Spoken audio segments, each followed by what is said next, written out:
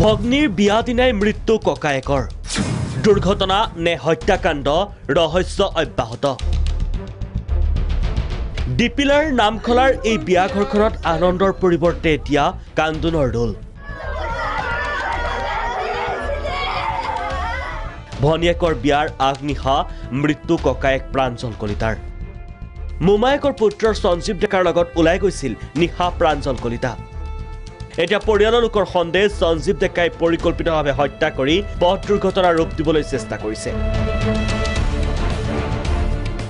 সঞ্জীৱৰ লৈ গৈছে আৰু সঞ্জীৱৰ লগত গ'লে আমি কি চিন্তা কৰিম আমাৰ ল'ৰা গতিকে একো ভাবাই নাই আমি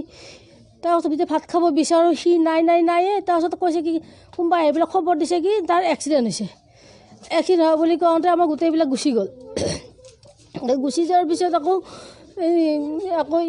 ফণি যোৱাকেইটাও গ'ল কি হ'ল ভাইটিৰ এক্সিডেণ্ট হৈছে দেউতাহঁতক নকবি সেনেকৈ কৈ পেলাই গুচি গৈছে সিহঁতে কিন্তু এতিয়া খৈৰাবাৰীয়ে ৰেফাৰ কৰিছোঁ মঙলদৈ নাই তাক ফোন কৰি আছোঁ দুইটা নাম্বাৰে চুইচ অফ তাৰ এতিয়ালৈকে সি খা খবৰে নাই সি এইখিনি ওচৰতো এক্সিডেণ্ট হৈছে যদি সি ঘৰত আহি খবৰ দিব লাগিছিল সি আমাৰ ঘৰত খবৰ নিদি পেলাই সি খৈৰাবাৰীত কিয় লৈ যায় সি আহি ইয়াতে খবৰ দিব লাগিছিল আমাক ইয়াতে আহি পেলাই ক'ব লাগিছিল তাৰ ওপৰত পুৰা সন্দেহ আছে আমাৰ ইফালে দুৰ্ঘটনাৰ পিছৰে পৰা খবৰ নাই সঞ্জীৱ ডেকাৰো বৰ্তমান শোকাকুল পৰিৱেশ বিৰাজ কৰিছে বিয়াঘৰখনত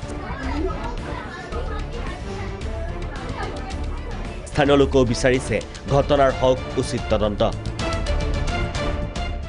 আমি অতি দুখ পাইছোঁ এই পৰিৱেশটো আচলতে অতি দুখজনক হৈ পৰিছে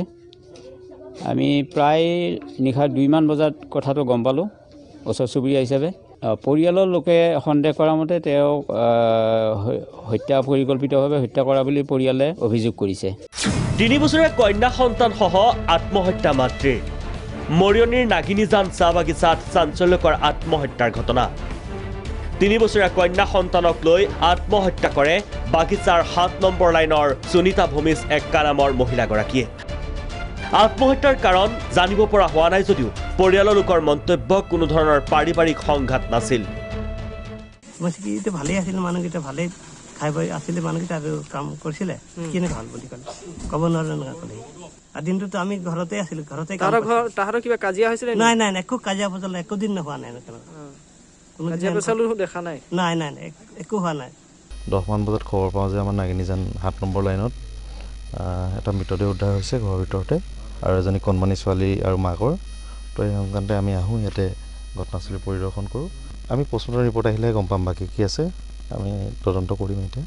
ইফালে সোধা পোছাৰ বাবে আৰক্ষী আটক কৰিছে স্বামী প্ৰীতিল এক্কাক ডিপিলাৰ পৰা কমল কুমাৰ নাথ আৰু মৰিয়নিৰ পৰা নিত্যানন্দ দাস ৰিপৰ্ট প্ৰাগ নিউজ